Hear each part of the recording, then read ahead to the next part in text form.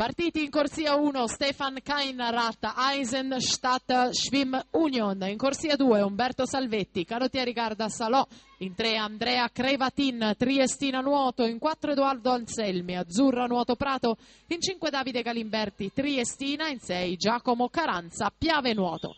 Intanto tra breve, lo ricordiamo, le premiazioni e allora iniziamo a convocare in zona podio i protagonisti e le protagoniste del dorso ragazzi, che sono Laura Sossai, Sara Trevisan, Andrea Frigo, Luciano Malo, Eric Buoro e Marco Taffarello.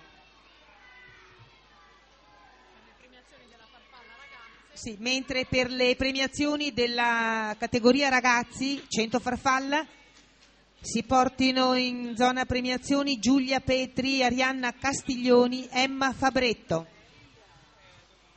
31,64 al passaggio Giacomo Caranza, 1,06,88 all'arrivo per lui per vincere la sesta serie ragazzi al via.